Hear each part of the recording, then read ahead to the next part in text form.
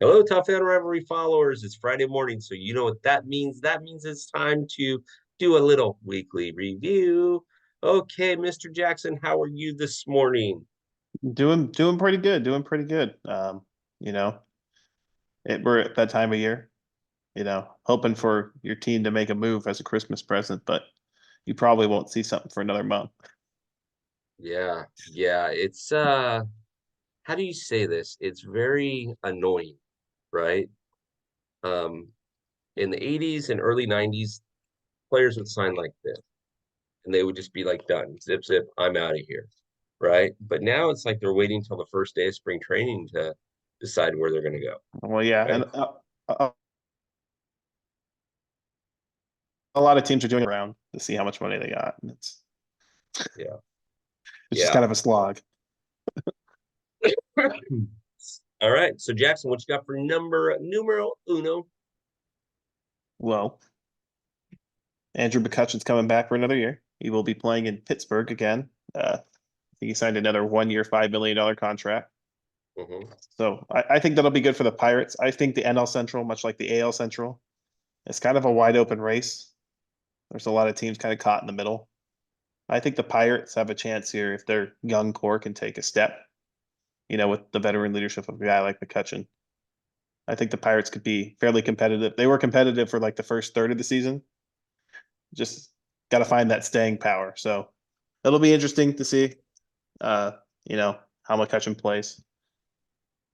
So it's He's funny that you mentioned that because I did a in the leagues where after the Padre or Pirates had signed, who was it? They had signed Gonzalez before. They had signed a pitcher, and it was their second pitcher that they had signed in like 2 weeks. And I kind of laughed and I said, "Hey, the Pirates are making their move because literally in that division, there's no place to go but up, right? Zero place to go but." And so I like that. I really, really like the Pirates doing that.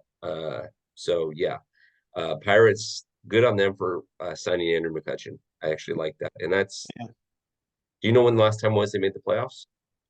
The Pirates. I think it's 2015. Yep. Do you know the last time they scored a run in the playoffs? It was probably like 2013 or something like that. Good guess. It was 2013. Oh, Yeah. Yeah. well, here's Jackson's stat of the week, the top fan stats guy. I need the, you know, Andrew McCutchen is one home run away from joining the 300 home run, 300 stolen base club. So And Andrew McCutchen is a Hall of Famer. I don't care what you say. He's a Hall of Famer. Um, Not a first ballot guy, but he definitely belongs sixth, seventh, eighth ballot. So, yep. Okay, Mr. Jackson, that's a good number one. Are you ready for my number one? So, yeah, rumor has it that that Jim Crane, the owner of the Houston Astros, or if you know, some Dodger fans like to call them the Houston Asterix, um, is creating his own television station so that the uh, Houston Astro games can be publicized. Since Bally's Sports is now bankrupt in the South, they will no longer be able to publish the Rangers and or um, Astros games. So apparently Jim Crane is doing that along with the owner of the Rockets. I hear rumors of, but it sounds like it's going to cost Uncle Jimmy about $75 million this season to create his own station. So to keep his team on air, it's going to cost him 75 mil tickets. Talk about putting, excuse me, excuse me. It's been a weird week. Talk about putting your money where your mouth is, right? I think all teams should be in charge of their own network, and that it should be either really cheap or free because the more people that watch, the more merchandise you sell. And come on, True, but you're not writing the check for 75 million. If you had to write the check for 75 million today, would you be saying the same thing? if I had it, maybe not, but Of course, now, you know, rumor has it that that's not even a dent in the bucket for him. So, all right, okay, whatever. But, yeah. anyways, all right, what you got for number two, Jackson? So Josh Hader is probably on his way out of San Diego because the Padres have signed Yuki Matsui, who came over from the NPB. He had a stretch of dominance. I don't have the numbers pulled up in front of me. I actually lost them, but he had something, a sub two ERA. It was like 1.9 over the past 3 seasons, something like that, 150 innings. Uh, guy's good. So, it's a downgrade for sure, but I think his stuff will play well. Fastball, splitter, slider, the classic, the NPB special, I call it. Yep, So, yep, yep. When I saw that article on MLB.com, I thought, okay, Josh, where are you going? Where's your next move? So, and he's bounced around a little bit ever since he came over from Milwaukee. He kind of bounced a little bit as far as great guy, but this success wise, he uh, hasn't been what he was. relievers are volatile. I try not to, dwell too much on it. Sometimes they just have a bad year. And for a reliever, a bad year could be a bad 20 innings that makes her. Hmm. Exactly, exactly, exactly. But good call on that one. That one was kind of a big news thing for the Padres because it shows that they're so now you've got two big names that are out of town, right? Between Juan Soto and Josh Hader. So, maybe the Padres are trying to realize that the super team that they tried to create didn't work out, and we're going to go with half of a super team or something. I think it's all about, good teams have depth. And the Padres need to use that payroll. You can't pay Hater that he's going to want probably around 20 million. You can get Matsui for half that, even if he's, only 75% of Josh Hader. That's pretty good. You take it. That's true. That's true. That's very, very true. So, no, I like it. I like it. I like it. I like it. Um, okay, so let's see so I have so many like individual thoughts, but number two, I guess for me is again, the MLB is driving me crazy with their rumor mills. And I've decided that there's two or three writers that nobody should ever pay attention to. If it says according to dot dot dot or dot dot dot, don't pay attention to it, right? The MLB is grasping for straws. They're trying to stay in their mind. Somebody's telling them that they need to stay relevant in the off season. Like they need to have people checking their page every day. Oh, what happened? Right. This last week, we've seen the legend of Cody Bellinger, right? Where's he going to play? And then Yamamoto had dinner on Sunday night at Steve Cohn's house or Saturday night at Steve Cohn's house. Now he's in Philadelphia. Again, remember, these are the same people that told you that Shohei Ohtani was booking a flight, a private jet to go to Toronto, and that it left at a certain time and released photos of him hopping on a private jet at sunset when the jet was supposed to take off at 2 o'clock in the afternoon. Jackson, you're from Orange County. You understand that that just doesn't work. And so, I just, until I hear that it's confirmed, what does it matter? Yeah. I think I'm kind of just going to piggyback on that for number three. The baseball rumor mill, I think baseball is a different free agency than other sports. Maybe the fact that players actually respect the anti-collusion rules, unlike the NFL and the NBA, where guys sign in like 2 hours. They know where they Yeah. want to go and they have the contract. They basically, the time it takes to scan the contract and send it over to the team to read it over, go, yeah, that's good. Send it back and get it signed. But I think, my last point talking about depth, I think MLB, it's good that MLB free agency moves kind of slowly because it shows that these teams are really thinking about roster decisions. And a lot of the times you see, the postseason heroes aren't, usually the big guy, Yeah. when teams win the World Series, it's not usually the star doing the damage because baseball has such a high variance. Your star is not always up to do damage in a situation. Every once in a while, you get, the Jordan Alvarez home run in the World Series, a moment like that, you know. But for the most part, You get to have the Jorge Solers, the Steve Pierces, guys. They're kind of an afterthought. They get filled in at the trade deadline, or a waiver pickup. Those are the guys that are going to make the difference because every man counts on a baseball roster. So I think free agency moving slowly isn't necessarily a bad thing. I mean, it stinks, but just keep your eye on the waiver wire because teams are still cutting and adding guys right now. So keep an eye on your team. Know the names. Yeah, yeah, absolutely. It's unique how teams have to do it now, but it drives me nuts. It's so much of a monopoly game, and it's almost like you've got I've got Marvin Gardens, but you've got Ventnor and Atlantic. And I've got the oranges over there with New York and Tennessee and St. James, but I'm missing one of those properties, and you're missing Marvin Gardens, and all we're doing is swapping properties. It's a board game; it doesn't matter. But the way these players are traded and their contract, they almost treat it like they're not human. They almost treat it like it's a board game.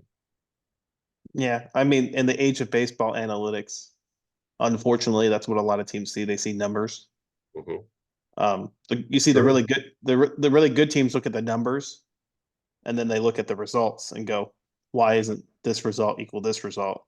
Or if this guy, I think we could talk to him. And there's a lot of teams value the clubhouse aspect of baseball still, but Hmm. there's a lot of analytics heavy, so it seems really weird. For example, I'll use the Braves as an easy example off the top of my head. They trade a minor league outfielder for a left-handed reliever and Matt Carpenter, and then they cut Matt Carpenter. Hmm. And from the outside, you're going, well, why did the Braves take on $5 million? And it's really the guy that they wanted to get, the left-handed reliever Kerr, has years of control, and it's all just one, like you said, it's one big game of mixing and matching pieces, having assets that some trades Hmm. aren't for this season, some trades are for like 2 or 3 years down the road, and they don't make any sense. Hmm. That's 100% true. And it's weird to think that, but it's so true. So very, very true. So I'm going to shock you, Jackson. Are you ready for this? Yeah. So on X, the MLB network, Alana Rizzo basically posted the top 10 players to debut since 2009. Now, don't look it up. Have you seen it yet? No. Okay. I would like for you to name for me five players that have debuted that are on the top. In her mind, the top players, most successful players that have debuted since 2009. Let me All right. see how many of them you can get in order. Oh, in order. Well, how Uh, many of them you can get, and I'll tell you where all they right. are in the order. This is Mike my Trout. number three. This is going to shock you. Yeah, Mike Trout will be on that list. Yeah. Do you know where he's at? She probably put him near the bottom. Number eight. Says he's entered Disrespectful. too much. Disrespectful. Bryce Yeah. Harper. Bryce Harper's number five. Disrespectful. Let's see. Since 2009, Yep. I want to say did Kershaw debut in 2009 or 2010? 2008, and he's not on here. Okay. These are all hitters. They're all hitters. Okay. Aaron Judge. Uh, Aaron Judge is not on here. Hmm. Okay. Let's see. Let's put on my thinking cap here. These are going to tick you off when I read them to you. I want to say Acuna, but Acuna gets disrespected on every list. So I'll throw Ronald Acuna's Acuna. not on here Yeah. either. Ridiculous. But again, if you're most of these players have played the majority of that, they most of these players have played at least 10 seasons. Oh, at least 10. That makes it easier. Freddie Freeman. Freddie Freeman's number one. Number one. Mike Trout's number eight. Freddie Freeman's number one. Wild. Is, I Mook, know. is Mookie Betts on that list? That'll be my last guess. Mookie Betts is number three. Don't know about that. Yeah. I'm going to read them to you in All order right. from 10 to 1. Okay, you ready? Yeah. Stay seated. Don't drink anything for a second because I don't want to see it shoot out of your nose or anything. All right, here we go. Number 10. Now, this list is called Top 10 Players to Debut Since 2009. According to Alana Rizzo, it's the MLB Network. It's got the little blue hash or little blue check mark by it on X. So here you go. Number 10, Salvador Perez. Number I'm 9. sorry. Now, listen, it's going to get better. Number Wow. 9, Nolan Arenado. Number 8, Mike Trout. Number 7, Manny Machado. Number 6, Corey Seager. Number 5, Bryce Harper. Number 4, Buster Posey. Number 3, Mookie Betts. Number 2, Jose Altuve. And number 1, Freddie Freeman. Interesting. So I just in case you're curious, Freddie Freeman is better, according to Alana Rizzo, since debuting, than Mike Trout. sorry, I didn't want to disrespect Salvador Perez.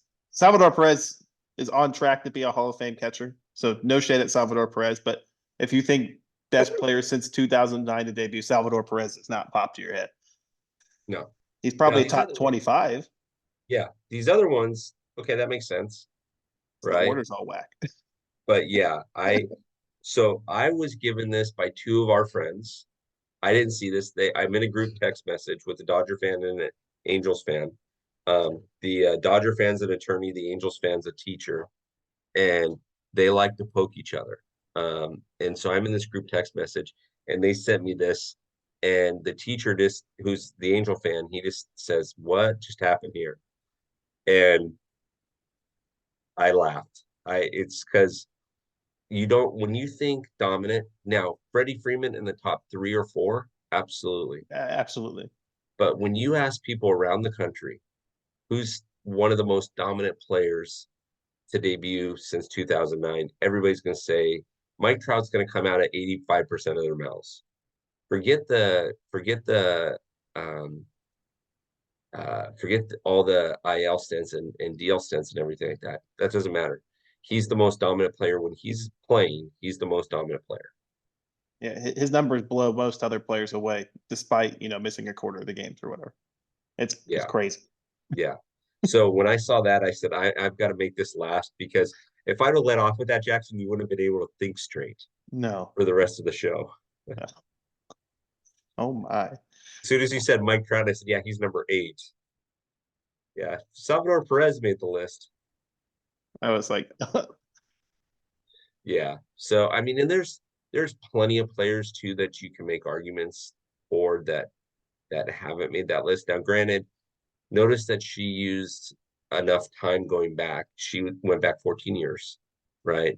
Which takes out for the most part guys like Acuna Jr., and some of the younger guys out there, right? But there's some pretty good, talented people out there that still aren't mentioned on that list. Trey Turner's one of them, right? You can make an argument that Trey Turner could easily be up there with Salvador Perez. But yeah, it's it very interesting to say the least. yeah, there's like I said, no disrespect to Salvador Perez. I think he's going to be a Hall of Fame catcher if he Yeah. stays healthy. But like Well, if he top retires 10, now, he'd be a Hall of Fame catcher. probably. He's got I think 2,000 hits, just Yeah, about he's something like that. Yeah, 300 home runs. Yeah, for catcher, absolutely. yeah, yeah. He's it. So, anyways, that's my number 3. Do you have any honorable mentions as we wrap up? Uh, no, I think we covered everything this week. Yeah, You already threw shade at all the rumors, so yeah. I got to tell you, Jackson. There's 2 times of the year that I can't stand. It's the off season when everybody's trying to predict where people are going, and it's leading up to the trade deadline. Because my my thing is, I mean, I'll give you 2 very prime examples. Okay, let's not forget Arson Judge. Oh wait, he's not going to be a Giant, right? And then let's not forget Shohei's going to Toronto. So or it's obvious that it's just clickbait. So stop paying attention to it, everybody. or how about the tweet of somebody reserved the biggest sushi restaurant in Toronto for 75 people? Yeah. It must be for Shohei because he's Japanese. Sushi, obviously. Like, come on, Yeah, guys. Let's use our yeah, brains here. I know, and that's and because I have Italian blood in me, if if I invite somebody out for dinner, does that mean I've got to reserve some type of Italian place or English place because I got English blood in me too? And I don't get it.